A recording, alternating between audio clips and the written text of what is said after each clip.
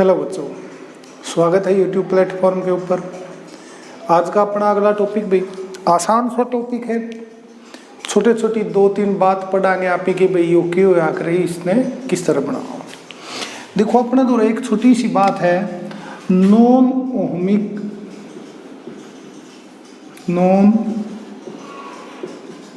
Ohmic devices. देखो पहली छोटी चीज, नॉन ओमिक। जब नॉन का मतलब हो गया तो नहीं, नॉट।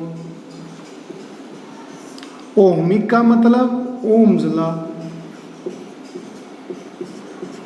और डिवाइस का मतलब तो डिवाइस है भाई, यंत्र कोई भी। एक ऐसा device which not obey Ohm's law. एक डिवाइस जो ओबे नहीं करता ओम के नियम को, उस डिवाइस को नाम दे दिया गया नॉन ओहमिक डिवाइस। लेकिन जो हमने आई की वैल्यू पढ़ी थी ना भाई, I = V/R, ये दोनों खातर सही है, चाहे ओहमिक डिवाइस हो चाहे नॉन ओहमिक डिवाइस हो। यो है जो रिलेशन है यो correct for both, correct for both ohmic and non ohmic. लेकिन अगर दोनों खातर यो सही है तो फिर अपनी भाई गलती की थी, नॉन ओहमिक डिवाइस ना पिनो क्यों कहा कि ओम्स लॉ ने ओबे नहीं करता। क्यों ओबे नहीं करता? क्योंकि जो आर की वैल्यू है ना या कांस्टेंट होती है भाई ओहमिक डिवाइस में, ओहमिक डिवाइस में, ठीक है। और ये कांस्टेंट नहीं होती, वेरिएबल होती है नॉन ओहमिक डिवाइस के लिए। और ये जो नॉन ओहमिक डिवाइस है ये क्या होया कर रहे हैं भाई, इनका एक दो का नाम वो सेमीकंडक्टर डिवाइस कह दे। यहाँ पे सेमीकंडक्टर डिवाइस, ट्रांजिस्टर भी सेम आ जावा है, ट्रांजिस्टर कह दे। ये दोनों चीज आप 9वीं यूनिट में पढ़ाएंगे कि भाई 9th यूनिट में ये दोनों टॉपिक पढ़े जाओगे भाई अपने, ठीक है। ई आ जाओ कि भाई जो नॉन ओहमिक डिवाइस है इस खातर जो आई का और आर का जो ग्राफ हुआ है वो किस तरह का होया करे भाई, आई वी इस तरह। तो हमने पढ़ा था कि ये एक स्ट्रेट लाइन होता है ओहमिक डिवाइस के लिए, लेकिन अगर नॉन ओहमिक डिवाइस है तो ये स्ट्रेट जाने की बजाय क्या होगा भाई, मुड़ जाएगा। तो जो ग्राफ है वो क्या होगा, नॉन लीनियर ग्राफ होगा भाई, नॉन ओहमिक डिवाइस के लिए नॉन लीनियर ग्राफ, ठीक है। या फिर एक और चीज हो सकती है भाई कि जो आई और आर है उनका जो ग्राफ है वो इस तरह का हो सकता है भाई, आई का और वी का, सॉरी आई वी, वो जो ग्राफ है वो इस तरह से हो सकता है कि आई की एक वैल्यू के लिए वी की दो वैल्यू हो, V1 और V2, ठीक है। ये दोनों कोई भी ग्राफ हो सकता है कि नॉन ओहमिक डिवाइस कब कहेंगे, जब आई और वी है इसका जो ग्राफ है वो लीनियर ना हो। दूसरा ये कि तब जो वी की दो वैल्यू है वो दो वैल्यू क्या दिखाएंगी, एक ही वैल्यू किसकी, करंट की, कि करंट की एक ही वैल्यू 2V के ऊपर है। लेकिन अगर आप ये देखो वी ना के लेके जावा है तो करंट की दो वैल्यू आवा है, लेकिन उल्टा लेके आवांगे ना तो जरूरी नहीं है कि वह वैल्यू दोबारा हो। तो यो तो था अपना एक छोटा सा टॉपिक नॉन ओहमिक डिवाइस, समझ में आया होगा, आसान सा टॉपिक था। चलो इससे तो मिलता जुलता एक छोटा सा टॉपिक और छेड़ ले, वहाँ थर्मिस्टर।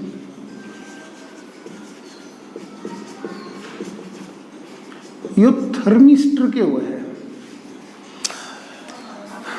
यो थर्म जिस जगह भी आ जाओ ने तो समझ लियो कि जिक्र है टेम्परेचर का, जिक्र है हमारे पास है टेम्परेचर का। तो एक रजिस्टर जो टेम्परेचर मापन में काम आवे है, रजिस्टर का मतलब रजिस्टर, एक रजिस्टर जिससे हम टेम्परेचर को मेजर कर सकते हैं, टेम्परेचर का डिफरेंस बता सकते हैं, उस रजिस्टर को हमने नाम दे दिया थर्मिस्टर। ठीक है, अब थर्मिस्टर जो होता है भाई वो बनता कैसे है, वो थर्मिस्टर को बनाने के लिए हम यूज करते हैं oxide of metal, oxides of metal. Metal के जो ऑक्साइड होते हैं उनसे हमारा थर्मिस्टर बने हैं भाई। ऑक्साइड ऑफ मेटल में किस किस का ऑक्साइड लेस कहाँ पे, मेटल तो कितनी है, बहुत गणे हैं मेटल तो, जैसे निकल है, कोबाल्ट है, आयरन है, और भी बहुत गणे हैं एटसेट्रा।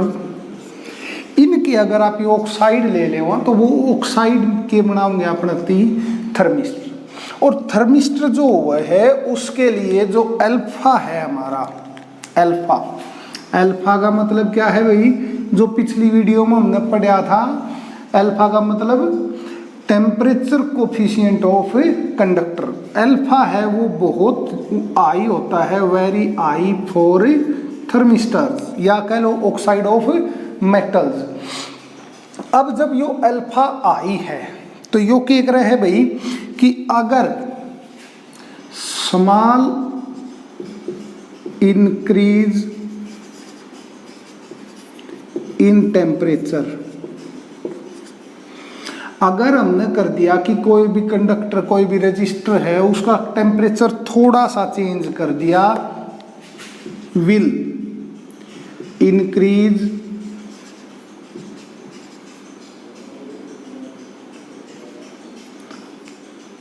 आई इन रेजिस्टेंस, यानी कि थोड़ा सा चेंज टेम्परेचर का बहुत ज़्यादा चेंज प्रोड्यूस कर देगा रेजिस्टेंस का।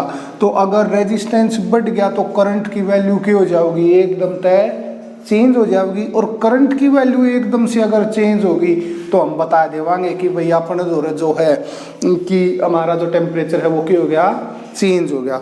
इसके यूज कित होया कर रहे हैं भाई, यूज, इसके जो यूज होते हैं भाई, to detect small temperature, detect small temperature. दूसरा यूज है इसका टू मेजर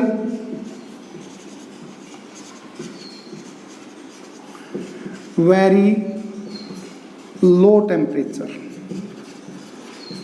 डिटेक्ट भी कर सकता है और मेजर भी बहुत कम टेम्परेचर को, इसलिए क्या नाम दे दिया भाई, इसको थर्मिस्टर नाम दे दिया।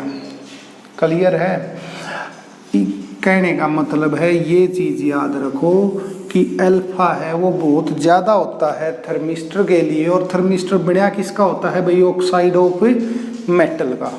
ठीक है, और जो अल्फा की वैल्यू आई है इसका मतलब क्या है कि अगर टेम्परेचर में थोड़ा सा इंक्रीज होया, स्मॉल इंक्रीज इन टेम्परेचर, तो जो रेजिस्टेंस है वो हमारा चेंज होगा बहुत ज़्यादा अमाउंट में। और अगर रेजिस्टेंस बहुत ज़्यादा अमाउंट में चेंज हो गया तो करंट की वैल्यू क्या होगी, चेंज होगी। और उस करंट की वैल्यू को हमें पढ़ लेंगे किसके, एमीटर से, और अपने पास क्या हो जाओगी, पता लग जाओगा कि भाई टेम्परेचर क्या होया है, चेंज होया है। और टेम्परेचर चेंज होया है तो टेम्परेचर की वैल्यू कुकर पर बढ़ा कर आप अल्फा की वैल्यू होती है R2 माइनस R1 बटे में R1 into T2 minus T1, यानी कि जो हमने पिछले में पढ़ा था अल्फा की वैल्यू क्या होती है भाई, R2 minus R1 divide by R1 T2 minus T1, या पिछली वीडियो में हमने वैल्यू पढ़ी थी टेम्परेचर कोफिशिएंट कंडक्टर की। क्लियर है, ये छोटा सा टॉपिक था अपना थर्मिस्टर। चलो, जिस तरह से थर्मिस्टर का यूज की तो वह है, जैसे कि कंपनियां के अंदर है, कई मशीन है वो एक पर्टिकुलर टेम्परेचर के ऊपर चल रहे हैं, उनका टेम्परेचर कम ज़्यादा कर देवांगे तो जो मशीन है उसकी एफिशिएंसी कम ज़्यादा हो जाओगी। तो उसका टेम्परेचर लगातार नोट करने के लिए हम वहाँ पर क्या रख देते हैं भाई, थर्मिस्टर का यूज करते हैं। तो वो क्या करेगा कि अगर उसका टेम्परेचर थोड़ा कम या ज़्यादा हो गया तो उसका रेजिस्टेंस में क्या चेंज होगा, बहुत ज़्यादा, जिस तक करंट या तो बढ़ जाएगा या घट जाएगा। और टेम्परेचर का बढ़ना घटना हम नोट कर लेवांगे, इसका मतलब उसका टेम्परेचर क्या हो गया भाई, चेंज होगा, और फिर आप उसका टेम्परेचर दोबारा तय सही कर दे वहाँ। ठीक है, अब आज का तीसरा टॉपिक सुपर कंडक्टर।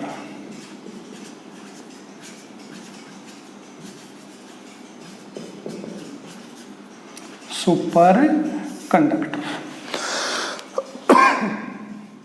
देखो कंडक्टर की व्याख्या है एक ऐसी चीज जो चार्ज में अपने अंदर तय फ्लो करवा दे, पार करवा दे उसने कंडक्टर को। वहां सुपर का मतलब बहुत बढ़िया कंडक्टर, एक ऐसा कंडक्टर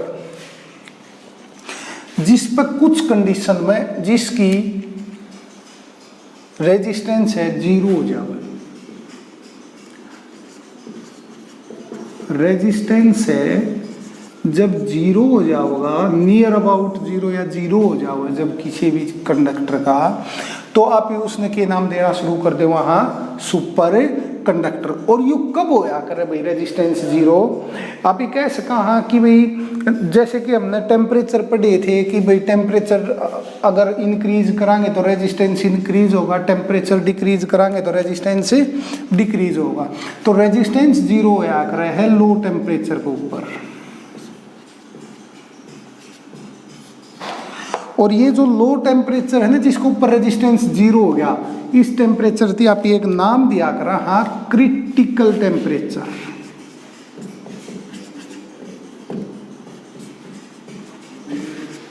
क्रिटिकल टेम्परेचर। और जो यह फिनोमिना है सुपर कंडक्टिविटी है। और चलो ये जिक्र करा क्रिटिकल टेम्परेचर का, तो ये क्रिटिकल टेम्परेचर एक दो चीज खातर आप ने नोट भी कर रखा है, जैसे कि मरकरी है, मरकरी को हम सुपर कंडक्टर बना सकते हैं भाई। लेड है, लेड को हम सुपर कंडक्टर बना सकते हैं। जो मरकरी है, मरकरी का जो टेम्परेचर होता है वो होता है भाई 4.2 केल्विन। लेड का होता है भाई 7.2 केल्विन। पॉइंट है ये। अगर इस टेम्परेचर पर हम लेड को ले आए तो लेड का रेजिस्टेंस जो है वो नियर अबाउट कितना हो जाएगा भाई, जीरो। अगर इस पर मरकरी ने ले आए तो रेजिस्टेंस कितना हो जाएगा भाई, जीरो। तो जब इनका रेजिस्टेंस जीरो हुआ है तो आप उसने नाम दे दे वहाँ सुपर कंडक्टर। या जो फिनोमिना है या ओए किस तरह है भाई, ओए किस तरह है उसके लिए देखो शुरुआत करते हैं हम क्रिटिकल टेम्परेचर पे ले आए भाई हम इसने। और जब क्रिटिकल टेम्परेचर पर अपना कोई भी कंडक्टर है वो आ गया तो जो इलेक्ट्रॉन हैं, जो फ्री इलेक्ट्रॉन्स हैं, उनके ऊपर एक अट्रैक्टिव फोर्स लगना शुरू हो जावा है। Attractive force. और यो जो अट्रैक्टिव फोर्स है ना, यो बना हुआ है कपल्ड पेयर्स, यानी कि दो दो इलेक्ट्रॉन आगे के बना दे हुआ है, यो पेयर बना दे हुआ है। और ये पेयर जब बने हैं तो ये पेयर जो हैं ये चलना शुरू कर दे हुए हैं एक पर्टिकुलर डायरेक्शन में। और ये जो कपल्ड पेयर हैं, ये जो आयोनिक वाइब्रेशंस जो होंगे, जो आयोनिक पेयर कह लो या आयोनिक वाइब्रेशंस हैं, उनकी वजह से डिफ्लेक्ट नहीं होंगे। जो आयोनिक वाइब्रेशन है वो does not deflect, does not deflect. किसको डिफ्लेक्ट नहीं कर पाएंगे भाई, कपल्ड पेयर को डिफ्लेक्ट, कपल्ड पेयर्स। और जब अगर ये डिफ्लेक्ट नहीं होए तो ये क्या है, ये कोलिजन भी नहीं होगा इनका, नो कोलिजन। और नो कोलिजन का मतलब टो की वैल्यू इन्फिनिटी। और अगर टो की वैल्यू इन्फिनिटी है तो रेजिस्टेंस की वैल्यू जीरो। और इस तरह से हम किसको ले आते हैं भाई, सुपर कंडक्टर बना लेते हैं। ठीक है, अब सुपर कंडक्टर के यूज की तो क्या करें, यूजेज सुपर कंप्यूटर बनाने में,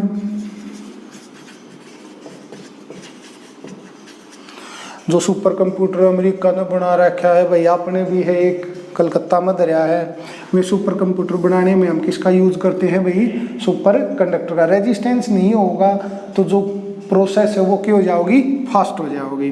ठीक है, इलेक्ट्रिक पावर सप्लाई में, इलेक्ट्रिक पावर की सप्लाई भी देश कहाँ भी। ठीक है, और स्ट्रॉन्ग इलेक्ट्रोमैग्नेट बनाने में, स्ट्रॉन्ग